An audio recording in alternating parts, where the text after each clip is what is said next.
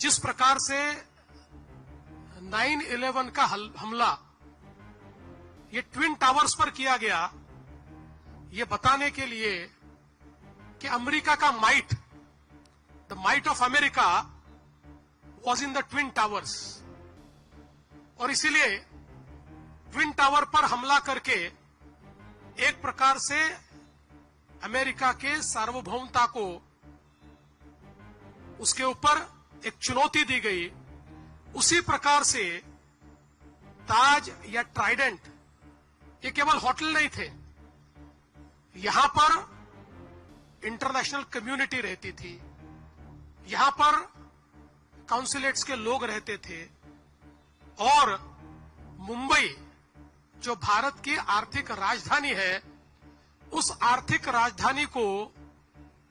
चुनौती देने के लिए एक एक टारगेट इस प्रकार से चुना गया था कि जिससे दुनिया को यह बताया जाए कि हां, हमने भारत पर हमला किया है। यह हमला मुंबई पर नहीं था, यह होटल पर नहीं था, यह हमला भारत की सार्वभौमता पर था। यह हमला एक हमको चुनौती थी उस समय। इस हमले के बाद अगर उस चुनौती को हम समझ लेते और शायद उस समय ऑपरेशन सिंदूर जैसी हिम्मत हम दिखाते, तो आज हमारे ऊपर हमला करने की हिम्मत कोई नहीं करता। लेकिन उस समय हम लोगों ने वो हिम्मत नहीं दिखाई, पर पहलगाम में जब हमारे बहनों का सिंदूर पोंछने की नापाक कोशिश की गई, तो उसके बाद जिस प्रकार से प्रधानमंत्री जी ने बहुत स्पष्ट शब्दों से कहा कि टेरर और टॉक्स ये साथ में नहीं हो सकते, और हमारी सेना को एक प्रकार से खुली छूट दी, तो भारत की सेना ने पाकिस्तान के अंदर घुसकर सारे के सारे टारगेट समाप्त कर दिए। पाकिस्तान कुछ नहीं कर पाया, और एक प्रकार से ऑपरेशन सिंदूर के माध्यम से भारत की ताकत, भारत की क्षमता ये दुनिया ने देखी, और आज दुनिया ये मानती है कि भारत एक बदला हुआ देश है, भारत एक मजबूत देश है। लेकिन ये लड़ाई समाप्त नहीं हुई, क्योंकि अब पाकिस्तान जैसा देश ये जानता है कि सीधी लड़ाई में भारत को हम पराजित नहीं कर सकते। इसलिए एक छद्म युद्ध, एक सूडो इस प्रकार का युद्ध हमारे साथ लड़ने की कोशिश करता है, और फिर दिल्ली के बम विस्फोट जैसा एक विस्फोट करके फिर एक बार अपने प्रेजेंस को दिखाने का प्रयास वो करते हैं। लेकिन मुझे खुशी है कि आज बदला हुआ भारत है, जिस भारत ने पहले ही इन चीजों को भांपकर जिस प्रकार से ऑपरेशन किए और 3000 किलोग्राम आरडीएक्स को जब्त किया, वरना इनके इरादे तो भारत के हर कोने में इसी प्रकार से बम विस्फोट करने के थे, और मुंबई सहित कई हमारे देश के शहर इनके टारगेट पर थे। लेकिन जब भारत की हमारी एजेंसीज ने इसको भांप लिया और उन पर सीधे हमला बोला, तो दिल्ली में उन्होंने एक विस्फोट करके अपने प्रेजेंस को दिखाया। और इसीलिए हम ये कहना चाहते हैं कि खतरा लगातार जारी है, क्योंकि अब पाकिस्तान जानता है हमसे लड़ नहीं सकता, तो इस प्रकार से कोई ना कोई घटना करके और पूरे विश्व में अपने प्रेजेंस को दिखाने का काम और भारत के खिलाफ इस प्रकार से साजिश करने का काम वो करते रहेंगे। और इसीलिए मैं कहना चाहता हूं, हम सभी को अलर्ट होना पड़ेगा, सजग होना पड़ेगा। सभी को देश के आंख के रूप में,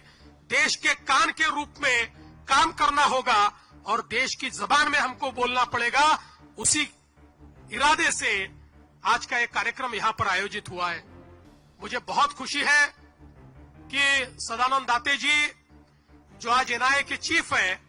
आज उनका यहां पर सत्कार होने वाला है। इन जाबाज हमारे नायकों ने उस समय जो लड़ाई लड़ी, हमारे करकरे जी, कामटे जी, साहसकर जी और तुकाराम ओंबळे जैसे एक हमारे जवान कि जिन्होंने अपने शरीर में तो गोलियां खा ली, लेकिन कसाब को छोड़ा नहीं, उस कसाब को फांसी तक ले जाने का काम करने वाले तुकाराम ओंबळे, ऐसे कई लोग, मेजर उन्नी कृष्णन, एपीआई मोरे, ऐसे कई शहीद, और उन शहीदों के साथ हमारे लड़ने वाले सारे लोग, और उसी में से एक लड़ने वाले हमारे सदानंद दाते जी, जिन्होंने मैडम कामा हॉस्पिटल में जिस समय ग्रेनेड फेंका गया और ग्रेनेड से वो जख्मी हुए, फिर भी पीछे हटे नहीं, जब तक वहां पर आतंकवादियों का खात्मा हुआ नहीं, वो जमे रहे और आतंकवादियों का खात्मा किया। ऐसे हमारे दाते जी का आज यहां पर स्वागत और सत्कार करते हुए हमें बहुत खुशी है। और उसी के साथ साथ जैसे शांति के लिए लड़ना भी जरूरी है, वैसे ही शांति के लिए हम समाज में सकारात्मकता तैयार करें, ये भी बहुत जरूरी है। और उसी सकारात्मकता को तैयार करने वाली श्रीमती नीता अंबानी, जो एक प्रकार से पीस एम्बेसडर के रूप में काम करती है, उनका भी आज यहां पर सत्कार हो रहा है। हमारे युवाओं को कल्चर और स्पोर्ट्स के माध्यम से एक सकारात्मक दिशा उन्होंने दी है, इसलिए उनका भी सत्कार, ये मैं ऐसा मानता हूं, एक बहुत सकारात्मक इस प्रकार की पहल है। मैं आज फिर एक बार हमारे सारे जवानों को, हमारे सारे पुलिस अधिकारियों को जिन्होंने शहादत दी है, ऐसे सभी शहीदों को नमन करता हूं और आप सभी लोगों से इतनी प्रार्थना करता हूं कि आज के कार्यक्रम से हमारा देशभक्ति का जज्बा और मजबूत होना चाहिए। कोई दीवार हमें अलग नहीं कर सकती, हम एक है तो हम सेफ हैं। इस वाक्य के साथ हम लोगों को आगे बढ़ना पड़ेगा,